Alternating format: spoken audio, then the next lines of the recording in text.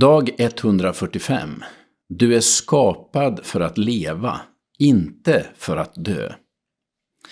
Vi vet att då det tält som är vår jordiska boning rivs ner, har Gud en byggnad åt oss i himmelen, en evig boning som inte är gjord av människohand. Medan vi är här ropar vi av längtan efter att få ikläda oss vår himmelska boning. Ty har vi väl klätt oss i den, ska vi inte stå där nakna. Vi som ännu bor i tältet ropar i vårt betryck. Vi vill ju inte bli avklädda, vi vill bli påklädda så att det som är dödligt uppslukas av livet.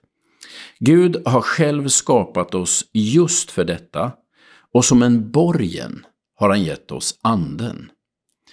Andra Korinthierbrevet kapitel 5, vers 1-5. Ska man acceptera döden? Både ja och nej. Å ena sidan kan förnekandet av döden leda till rent sjukliga tillstånd. Att inse att man själv ska dö är faktiskt ganska viktigt för att kunna leva. Flera av dem jag mött som fått veta att de lider av en dödlig sjukdom och att deras tid är utmätt har sagt att de lever med mycket större intensitet. Det är som att vetskapen om att dagarna är räknade hjälper människor att ta fasta på det som är viktigt och strunta i allt annat. Egentligen borde alla leva som våra dagar är räknade. Gemensamt för alla som vet att tiden är utmätt är att de satsar på de viktigaste relationerna.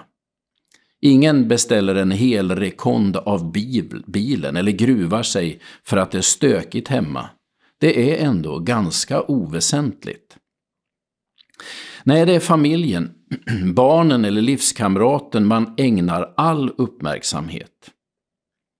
Att då och då fundera på döden kan hjälpa oss till ödmjukhet och prioriteringar som gör oss mer livsdugliga.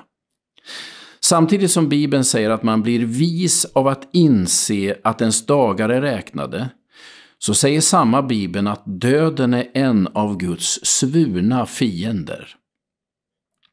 Gud har inte skapat oss för att dö, utan för att leva. Döden är en främling, en inkräktare i Guds skapelse.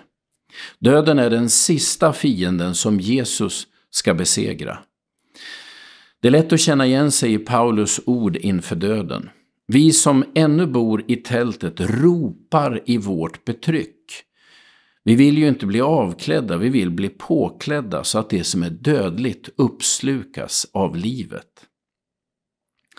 Det är inte brist på tro att känna oro inför döden. Det är mänskligt och du är i sällskap av ingen mindre än Paulus.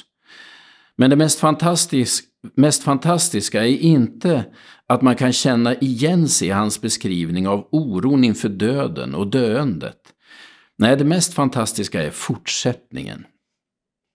Gud har själv skapat oss just för detta, och som en borgen har han gett oss anden. Med andra ord betyder det att Gud har skapat dig för att leva, inte för att dö. Och som ett tecken på detta har han gett dig sin egen ande. Gud välsigna dig idag.